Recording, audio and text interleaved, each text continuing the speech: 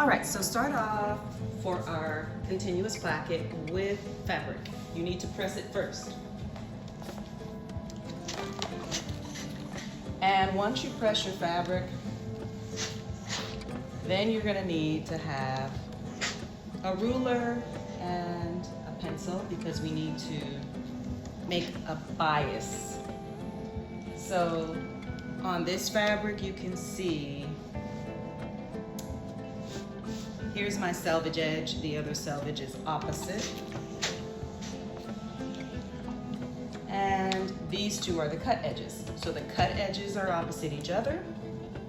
The selvage edges are the vertical threads or the straight grain. So that's the opposite selvage right there.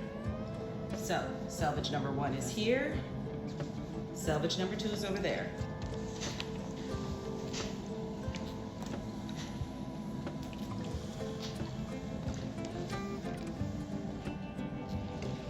So now that you've pressed your fabric and you found your selvage, let's move on. Let's get the ruler and we will be able to do our bias.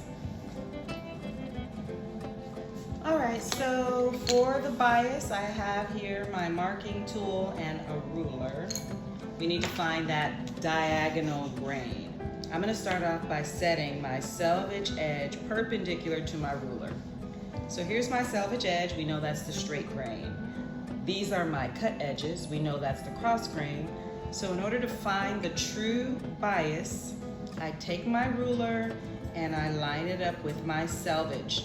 So now I have a perpendicular angle. I'm gonna take my selvage and fold it against the ruler so I know that I have exactly the angle I'm looking for. Right there, that 45 degree. So now this folded edge is the true diagonal. That's my true bias. What if I just folded it like that, randomly?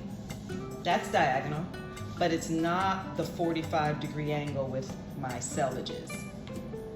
So you wanna make sure that you have the 45 degree angle. So square it off with your L square or with the ruler. Now see, I am squared off here, but look up here. It's not lined up exactly. So even that is not the true bias. You need it to be exact.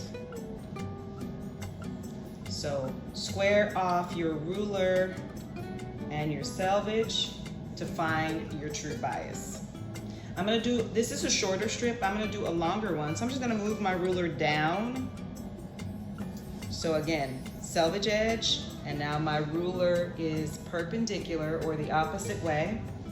Now I'm gonna fold the selvage edge to line up with that ruler. So now this is a longer bias strip that I'll have. And then let's just draw that in. That is my true bias. So I am marking this.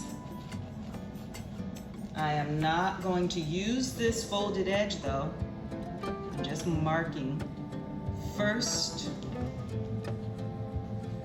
So here's mark number 1. That is my true bias grain line. So now I'm just gonna unfold and do line number 2. So don't use that fold because if you try to just keep the fold, it's not gonna be exactly straight. So we know this line is exactly the grain line we want. That's our bias. And then I'm gonna go on ahead and cut my actual, draw in so I can cut my actual bias. So from this grain line, however much your bias is, if you want it at a 1 inch wide bias, line this up 1 inch away is where you would draw the second one. I'm gonna go with 1 1/4.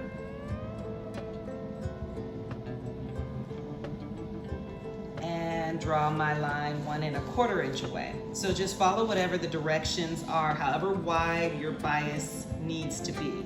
Follow those directions. So 1 1/4 inch. And here I am continuing that second line. So once again, don't use that fold because the fold is not gonna give you the exact angle. you actually want to have a flat piece of fabric to draw the second line. So now this is my bias strip. It's always a good idea to cut a second and a third and a fourth bias strip just in case you need to redo your projects. So here I'll draw a second bias strip right next to the first so I can have it in case I need it. I don't have to go through that folding process all over again.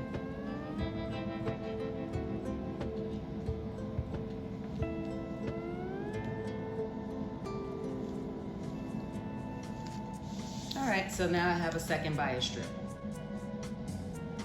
Once again, if you are unsure, I'm gonna flip this back over to the right side of the fabric. That's where I started. I'm drawing obviously on the wrong side of the fabric so the markings don't show. And also you can use your water and a towel to wipe away your markings when you have your water-soluble marking tool. So here, once again, you want to put your ruler at the selvage edge so you have a perpendicular or an L, and it needs to be squared off. And then you'll fold so that your selvage lines up exactly with the ruler. When the selvage lines up exactly with the ruler, this diagonal becomes your bias. But some people make the mistake of then taking a pair of scissors and they're like, okay, this is my true bias, let me just cut, cut, cut. No, you actually want to draw it in. So you take your ruler, draw it in perfectly, the first line, then unfold, draw the second line. So you want to do it the right way. In this case, when I turn this over, you can see I have drawn in 2 very long strips. That's plenty for me to be able to practice with. So now when you're cutting, bottom blade stays on the table, and you do want to make sure that you cut in the heart of the scissor. So here, we're cutting, go all the way down, open the scissor, the bottom blade is on your surface table, and cut again. All the way down, open the blade, slide forward, cut again, open the blade, slide forward, cut again, and you just repeat. That is the proper cutting technique. You don't want to cut up in the air because that's not going to give you what you are looking for, which is going to be a straight line, and that's also not the proper technique for the industry standard. Now you want to decide, are you cutting the line off completely, or are you splitting the line? So you can cut right in the middle of the line, or you can cut so that the line is completely off of the fabric. Either way, just be consistent.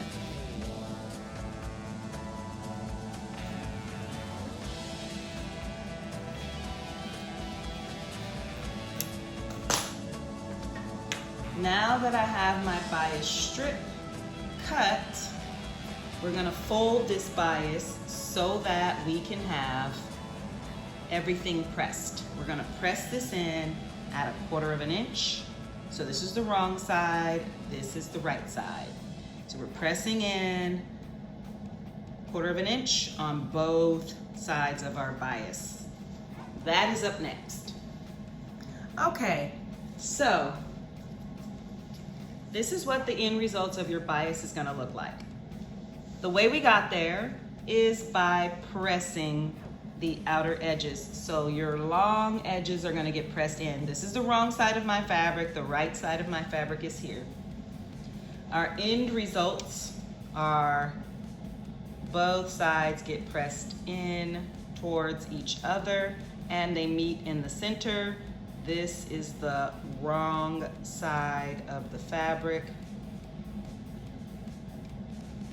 That's the right side. So here's the wrong side of the fabric, and let's press at 1/4 inch. When you press this in at 1/4 inch, you're just going to do a little bit at a time. So don't do the whole strip all at once. You're just moving down a couple inches at a time. So that's the beginning. do a little more. Use delicate pressure for this. So not a lot of handling in a rough way, because you don't want to stretch this out. Remember, this is the diagonal grain, the bias, and the reason we want the bias is because it stretches, even though this is non-stretch fabric. This is our basic broadcloth, and it does not stretch naturally on the straight grain or the cross grain, but it will stretch. So here, I'll hold that up and look at that stretch there. So it'll stretch because it is on the bias, and that is exactly what we want. So when we are working on our placket, which is what this will be for, notice again the tip of the iron, and it's just a couple inches at a time to start. We want to sew this placket in, and so the pressing is important that it's straight, because it's hard to sew in the placket if the pressing is not straight. So 1/4 of an inch, pressing this in, and we followed the tech pack. So make sure, whatever your specs say, maybe your bias is gonna be 1 1/4 inches wide. Maybe your bias is gonna be 1 1/2 inches wide. Whatever your tech pack says, follow that. So in our case, we needed our bias to be 1 1/4 of an inch wide, and we are pressing this in at 1/4 of an inch on both sides. So that was one side I pressed. Let's just repeat and do the second side. And when you press both in at 1/4 of an inch, they meet in the center. So they will touch right in the middle. And again, you're just using the tip of the iron and doing a little bit at a time. A couple of inches and then slide down. I'm gonna continue, and notice that is how you get both sides to be pressed inward. It's really crucial that this is done very, very straight.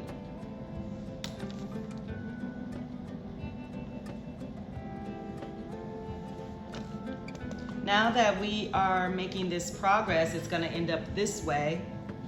I highly recommend that you cut extras and press them just in case you need to redo the projects. So maybe cut longer than you need, and maybe cut 2 if you only need 1. This way you will have plenty of extra already ready, and you don't have to start again by finding the bias and folding it. So cut some extras just in case, because very often the continuous placket is a project that you would want to redo. And also, just in general, practicing is how you get good. So there is that. All right, so now you see I have the bias and it is pressed, just like our first one. This is the wrong side of the fabric here on the inside. That's the wrong side, and then this is the right side. So we put the right side down on our surface, and we press the edges in all the way across the full length of your bias. Do 2 or 3 extras just in case. If you need them, you'll have them. All right, up next, we're gonna sew this, and this is our placket. We're using this bias for our placket. So we're gonna sew this at 1/4 of an inch on our sleeve. Okay, now it's gonna be time to mark our fabric. I have my ruler and my marking tool. Again, you just use water and a towel and then rub the marks away when you're done sewing your project. You're gonna mark at the top of the slit 1/4 of an inch above it on both the front and the back. So here's my marking tool. That is my slit, and I'm putting my mark. I'm gonna make a really big one here and make it really dark so you guys can see it on video. That is mark number 1, 1/4 of an inch right above the top of the slit. Flip it over, do the same thing, but you can also see it through, in my case, because I have white fabric, so I'm just gonna darken it. So that represents where we will stop the sewing. 1/4 of an inch right above the top of the slit on both sides. It's important that you know this marking is to be done with your water-soluble marking tool and not a drill hole. We don't want a hole because this is where we will be sewing. So do not put a drill hole with your awl. We want to mark it literally on the front and the back with your water-soluble chalk or whatever marking tool you have. Now let's pin. So we're gonna pin this bias. We're starting here at the bottom of our slit. So when you're looking at the work, the slit here on the right side, that's where we're starting. So the bottom of the work and the slit on the right side is where we start. Take your bias, unfold it, line it up edge to edge, and give yourself an extra length of bias. Don't start right at the top of your bias because it's a diagonal. So go on ahead, give yourself about an inch extra so that you have everything that you need and trim it later. So we're pinning the bias to the right side of this slit at 1/4 of an inch seam allowance to start. These are edge to edge, right here. Edge of the bias to the edge of our work, and we're on the right side of our slit. So that's pin number 1, lay it down. Now just smoothly, gently also, smoothly move your bias so that it ends up with the fold being 1/8 of an inch to the right of your marking. So the fold, we don't want it exactly on the marking. We just want it right to the right of the marking by 1/8 of an inch. And put a pin there at that spot. So that's where we're gonna rotate. Just make sure it's smooth. That's why I was saying smoothly and very gently, just fingertip pressure. Slide that bias over. So what we've done, I'll pin it this way just to show you, but typically you pin the way you're sewing, the opposite way of what you're sewing. But I'll do this just so that you can see. So there is my pin, and my crease is slightly to the right of that marking and slightly to the right of the top of my slit. And that is intentional. We'll just do 1 stitch across the top and then we'll go back down the other. So that's why it's about 1/8 of an inch away. So I've pinned it on that crease just so that you can see it really well. Let's hold this up. So the crease now has moved over and it's 1/8 of an inch to the right of that marking at the top of our slit. And then we will do 1 stitch across the top and then go down.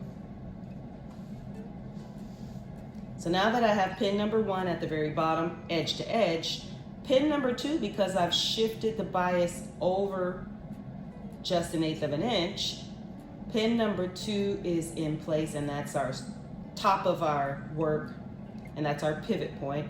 Now unfold and put pins in between pin 1 and 2. So a few pins in between.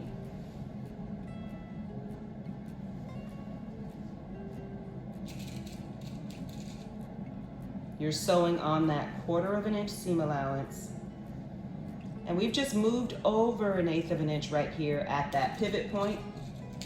So we are very close to the top, but we're just 1/8 of an inch to the right of our marking, which is our pivot point. So here we can see I'm not having the crease on the marking, but it is just slightly to the right of that marking. Now I'm going to pin the correct way, because you pin opposite of how you sew. So we'll be sewing going along this crease, and my pins are perpendicular. All right, let's head to the machine. But before we do, just take a look. When you flip the work over, I'll fold it so you can see. Just take a look. Before you move on, double check to be sure that you are edge to edge at the beginning of the work. So the bias is at the edge of the slit when you start. As it goes up higher, it gradually starts to shift, and you see more bias as it goes up higher. So just make sure that that is happening. And my pin is slightly to the right of that. Now when you look at it on the wrong side, it's slightly to the left of that marking, but the pin in reality is slightly to the right side of our pivot point marking.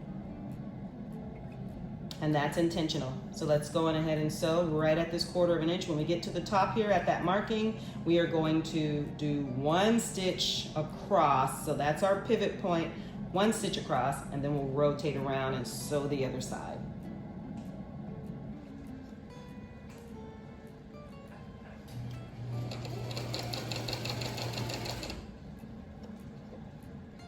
I'm using our 2.5 stitch length. The stitches per inch are important because a placket can easily pull out and rip. So make sure you do have your 2.5 stitch length in place.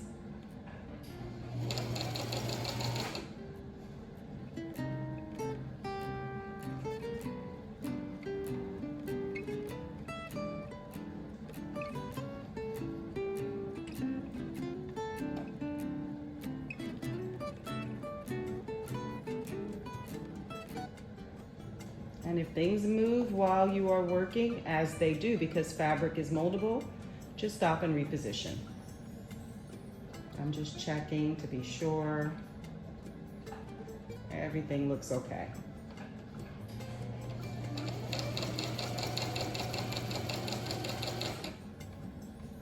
Getting close to my pivot point, I'm going to take this pin out.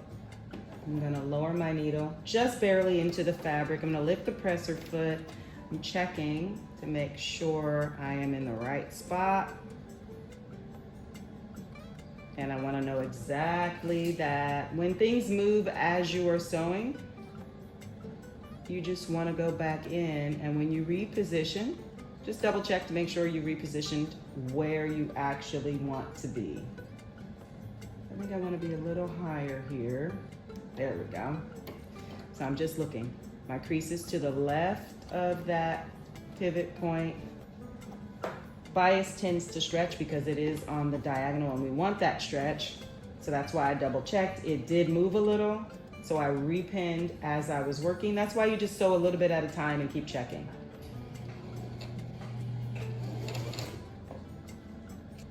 Oh no, let's go 1 or 2 stitches more. I'm gonna turn it by the hand wheel. 1, 2. Haha, yes, that was better. Now I'm in the right spot. I don't know if you can see this well, but let's take a look here. All right, so I just wanna look. You see the needle is down slightly as you are looking at the video to the left of that marking by 1/8 of an inch. And I am on the crease, and that's exactly what you want. Let's move forward.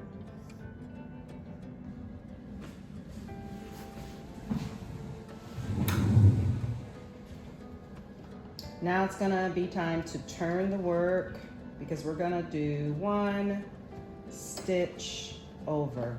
So my work was this way originally. I'm turning the whole piece clockwise or toward the right. Now I'm going to take the bias and bring this towards the right, and the sewn portion of the bias, I'm going to move that out of the way towards the left. I'm just going to use my hands to fold and slightly move the fabric back and away so there are no puckers right at the top.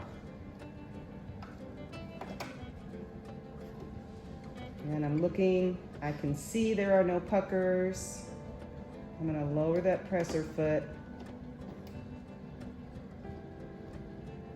And I'm just gonna turn the hand wheel so that I can stitch across the top of our placket, which is the top of that slit. And then I'm gonna rotate and go down. When I go across the top, it's 1 or 2 stitches, so I'm gonna lower my stitch length because I want that to be very secure. And I'm just gonna use the hand wheel. 1, 2. Now I'm gonna just turn it back to where I was. So I went across the top. Now I'm gonna rotate. So needle down, presser foot up, and the bias goes towards the right and the work turns clockwise. So I'm gonna use my hand, and once again, I'm folding that fabric away from me so there's no puckers under my sewing. Use your fingers, flatten everything, and you can see there are no puckers there. You've gone across the top with 2 very short stitches. I just turned it down. You'll go down to a 2 on your machine. So it's a lower stitch per inch at that point.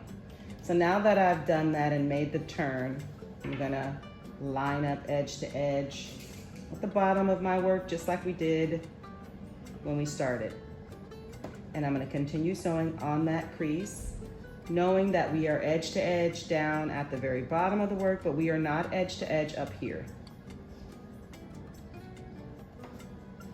Sewing right on that 1/4 of an inch folded crease line.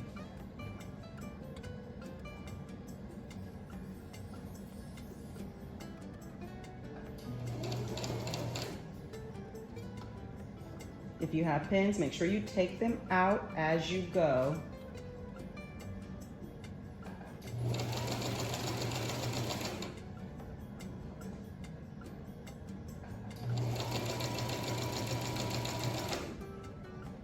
And then once again, we end up edge to edge at the bottom.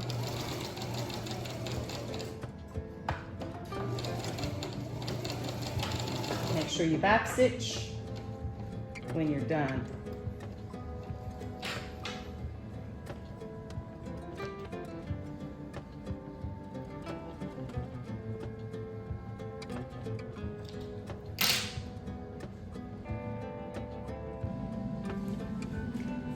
Let's recap what just happened. So we have sewn, and I put masking tape so you know this is the right side of my fabric. No masking tape is here, that's the wrong side. So the right side of my fabric has masking tape. We sewed our bias to the wrong side of our fabric, but it was the right side of the bias. Started at a 1/4 of an inch. As we got higher, the bias moved over slightly until we got to the top. Let's rotate around so that you can see that here on the other side as well. Edge to edge down here, 1/4 of an inch distance, so we're right on that crease. And as you go higher and higher and higher, the bias is over slightly. So now we need to cut so that we can rotate this bias and finish our sewing. So we're gonna cut at the very, very top of our stitches, as close as you can to the top. Cut straight up. Try to get close. You don't want a hole, obviously, or you would have to do it again. So take your time, cut straight up, try to get close, not through the stitches. Once you cut, so you're really clipping it, it's just a clip, it's not a true cut, it's a clip. Now we're gonna bring the bias around and edge stitch it down. So once again, that's why I put masking tape to mark the right side of my fabric. We want to see that edge stitch on the right side of our fabric, and it's only going to be 1/8 of an inch away. You can even do a 1/16 if you'd like, but at least 1/8 of an inch away. Of course, we are talking about this folded edge here. A 1/16 looks nice, so go for that. But we are talking about the folded edge to cover the stitches. So when you're wondering where are you sewing, the point is to cover this stitch. So we are talking about 1/8 of an inch, or maybe a 1/16 if you're fancy pants.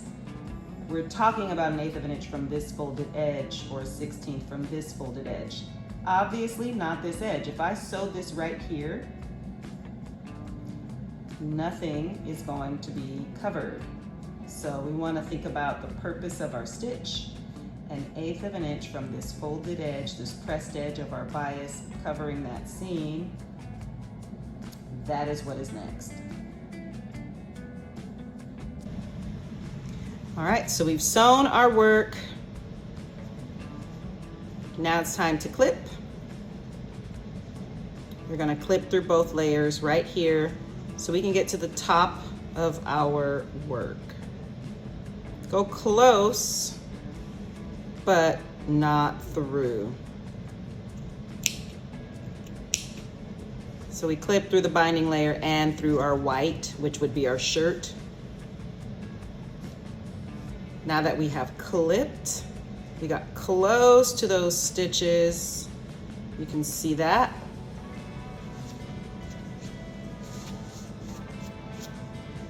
We got very close to those stitches, but we didn't go through. So your clip is only about 1/8 of an inch, maybe a little tiny bit longer. Now it's gonna be time to move on so we can do our edge stitch on the right side of our fabric. So we've clipped.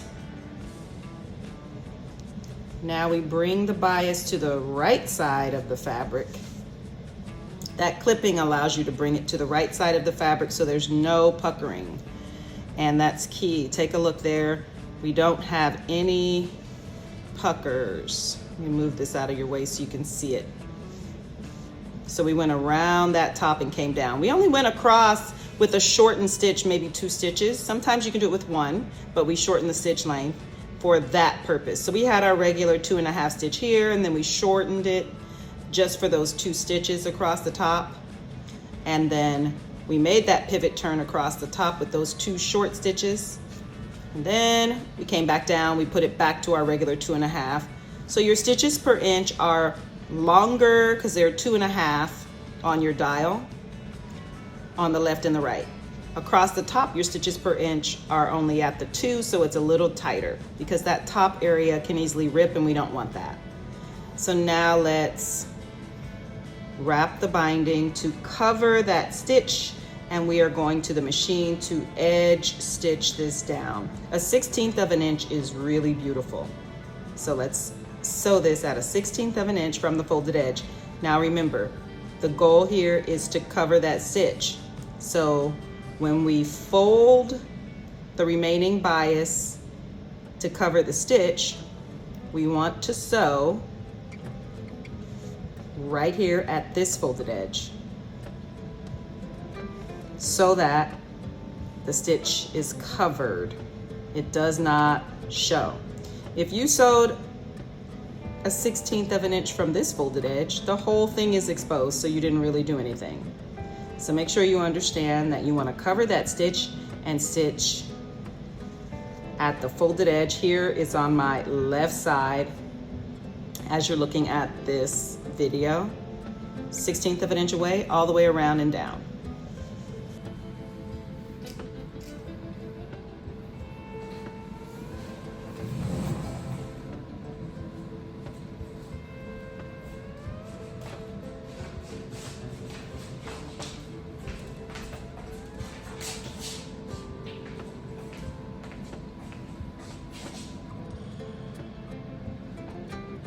Now it's time to pin.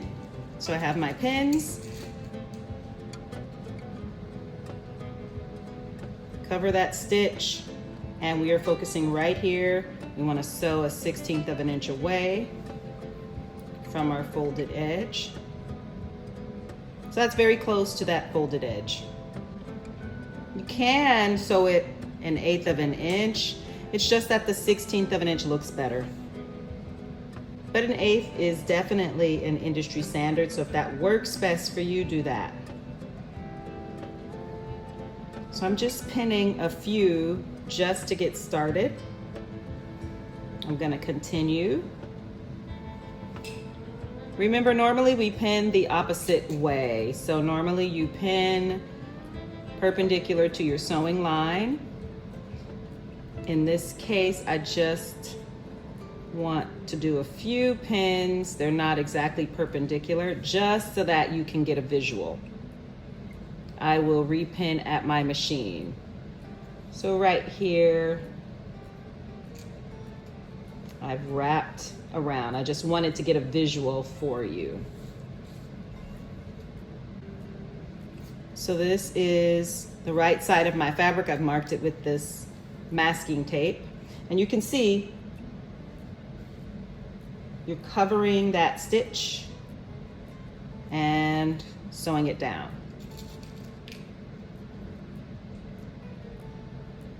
So now that you can see, let's go on ahead to the machine so we can sew it. The key here is at the top. You want to make sure you are covering that stitch right at the very top edge, but without getting any puckers. All right.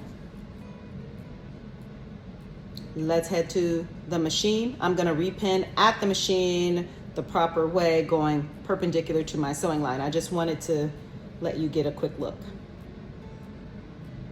So I've already started pinning. The pins are going to be perpendicular to the sewing line. You're covering that original first stitch just by 1/16 of an inch. So I'll continue doing that. So you can see my stitch is exposed. Bring the bias just to cover it by 1/16 of an inch. And you're pinning perpendicular to the sewing line. So we're sewing across this way and my pins are going there. Bring it to just cover a little more.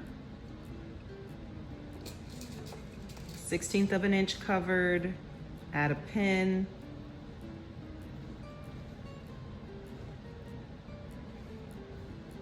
So you don't want to cover too far. A 1/16 of an inch is very, very small, so just be careful that you don't pull the binding too far. Just want to barely cover it. And that is so that, of course, on the back of your work, it's neat and it'll be very close to the ditch. So here, once again, barely cover it by 1/16 of an inch, add that pin.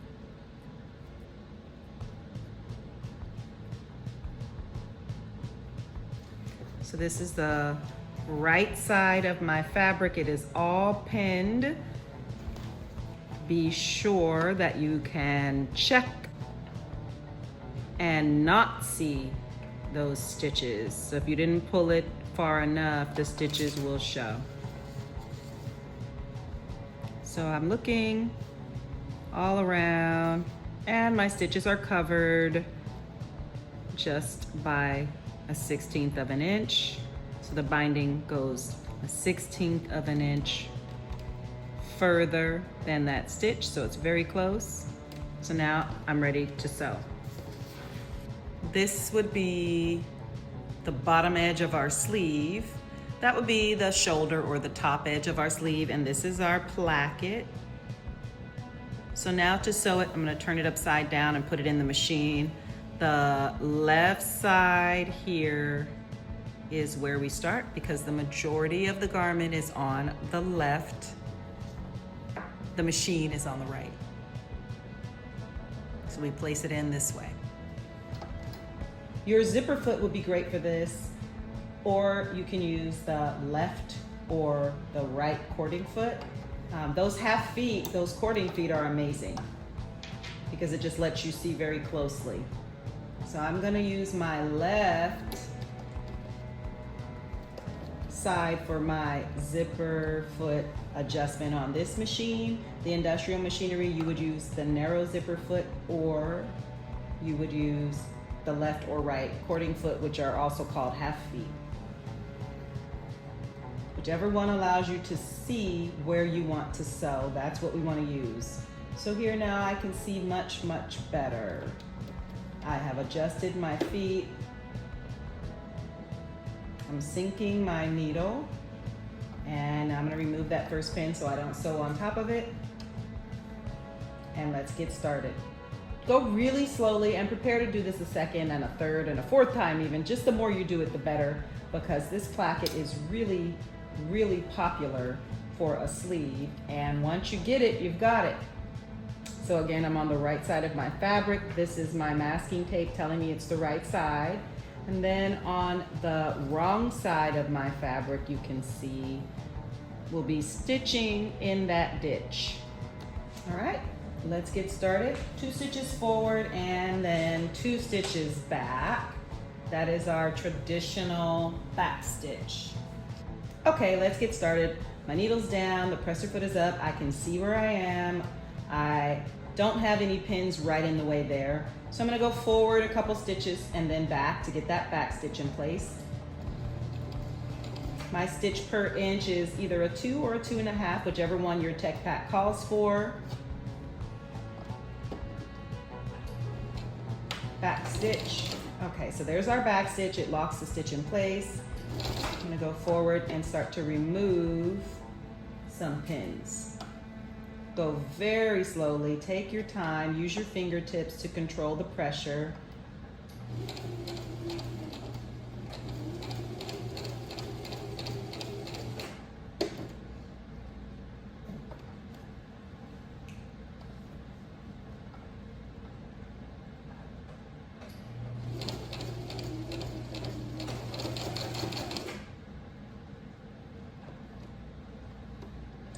And you can raise up and check to see how you're doing. Go slowly, check the pressure with your fingertips to keep everything anchored down, because once you take the pins out, then that fingertip pressure is all you have to secure everything.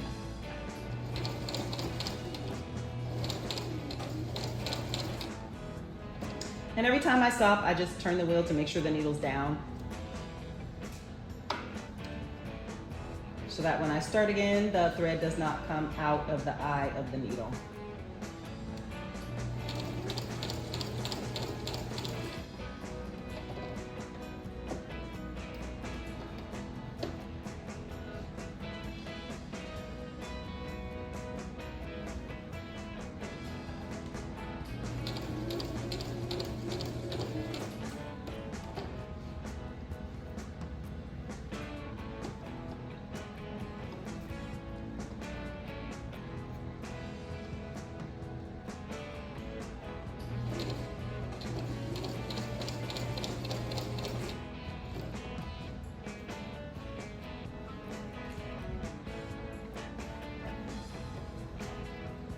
I'm just rotating around, making sure there are no puckers. So the folds are to the left of my work, but they are not sewn in.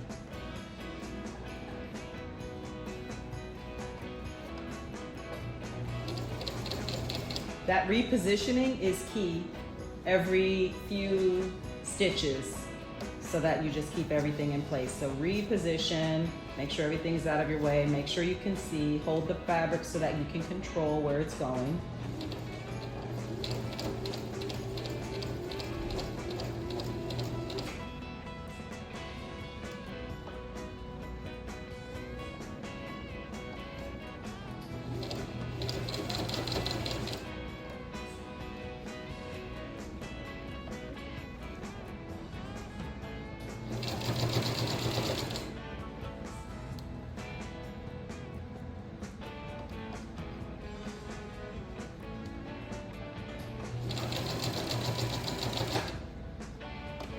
See here, I stopped, but I am turning the wheel because when I stopped, the needle was up. Make sure the needle's down every single time before you restart. And then my final bit of repositioning.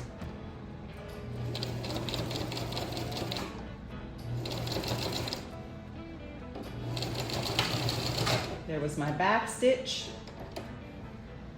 Okay, lift, pull, and cut. And then if you miss something, you can go back in and redo it. So let's just say something got away from you. It's okay, go back, redo. Now, let's take a look at the work. I'm gonna trim my thread tails. I typically like to trim the top side or the right side of my work and then go back in something like this and trim the bottom thread instead of together, because when you do them together, sometimes you still have a short thread tail left that's about 1/8 of an inch long, and it's just harder to go back and cut that a second time. So let's look at what we've done. So we have a nice straight edge here, checking just to make sure there's no exposure of that stitch. That was our stitch number 1. So good, nothing is exposed, everything is sewn right at the edge, so we're okay. So we're in good shape. Now, this is a perfect time to press. Then we're gonna trim those, and we have one more stitch to do. Again, this is the right side of the fabric, and that edge stitch is showing at the right.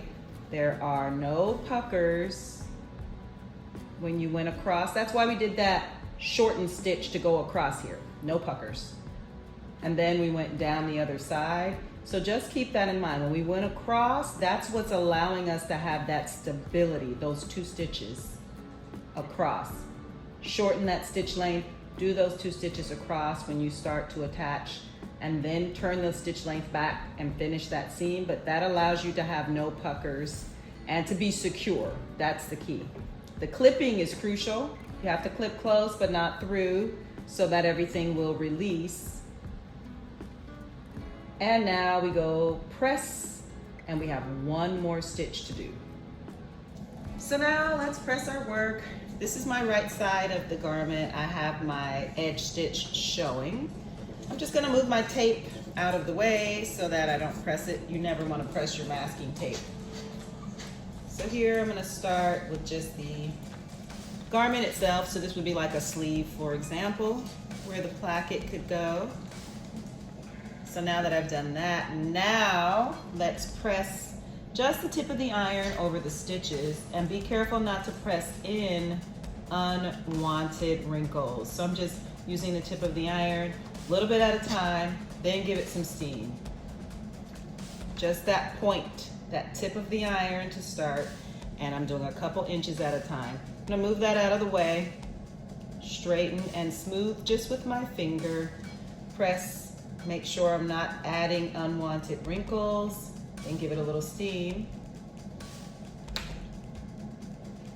And let's do it for the other side as well. So we're just marrying the thread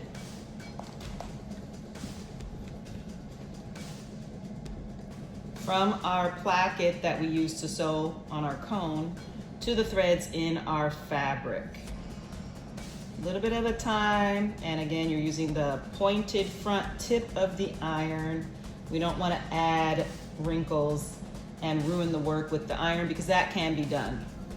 After you set your iron on it for a little bit, then hit the steam. The next thing that we need to do is to actually sew. So we're going to put right sides together to sew a diagonal right at the very top of our placket. So right sides together. I'll put the tape back, make it easier, but you can also see the edge stitch. You can see that you don't see that edge stitch on the wrong side.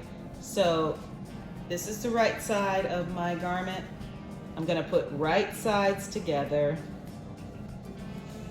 And now I'm going to sew diagonally right across the top edge of the work.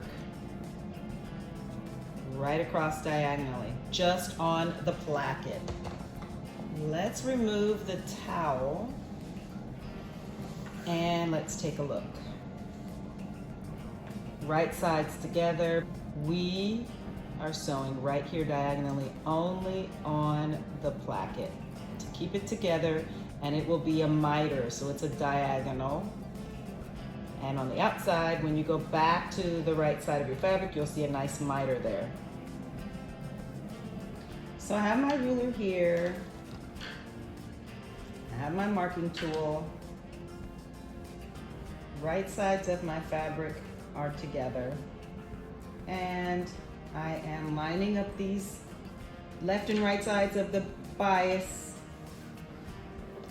And our goal is to sew diagonally. We want a miter.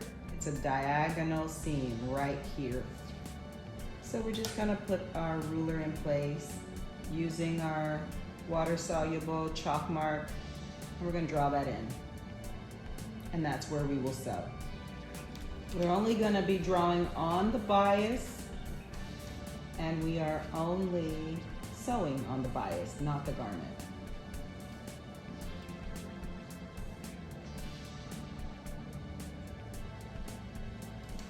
All right, so there's our diagonal miter. Use the ruler. I've used the marking tool. And now let's sew it. Back stitch, of course, at the beginning and end. So here's my fabric. Right sides are together. My masking tape is on the right side. And I can see my diagonal line. And that's gonna be my miter when I'm done sewing it. Okay, I've switched back to my regular presser foot. And now, this is the right side of my fabric, so right sides together. My masking tape was just to remind me where the right side was. Remember, broadcloth has no right or wrong side, so mark it with some tape so that way you don't have to worry about sewing the wrong sides together. I've drawn in my diagonal, which is the miter. I used the ruler, I used the marking tool. Now I'm just gonna sew right on top of it. Do not sew the garment. So I'm folding the garment right at the point at the top of our pivot point. I'm just folding it to get it out of the way. I'm only gonna sew on the binding, making sure the bindings are lined up, touching each other. I'll just toss a pin in just to hold that up and show. Has to be lined up right there, binding touching binding. Our sewing is only on the binding, one diagonal seam. I'm gonna remove that and let's sew it. We are not sewing on the garment, so I'm gonna fold that, get that out of the way. We are only sewing on the binding. Check to make sure it looks the way you want it to look. Sink your needle, lower your presser foot. Again, I went back to a regular presser foot for this. And 2 stitches forward, 2 stitches back. So you want to back stitch at the beginning and end. So here I'm going forward and back. And now my stitch length is at a 2.5, our regular connecting stitch. Finish the full length of that seam. Back stitch.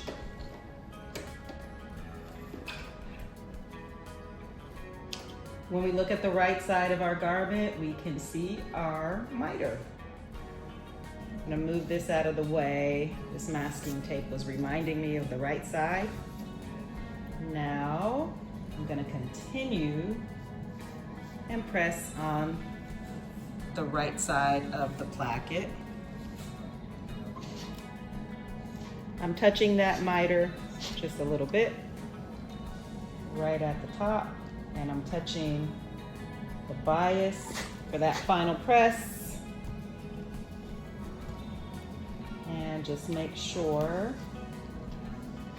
that you go back. Trim your extra length of binding and overlock everything for presentation purposes. Up next is going to be part 2.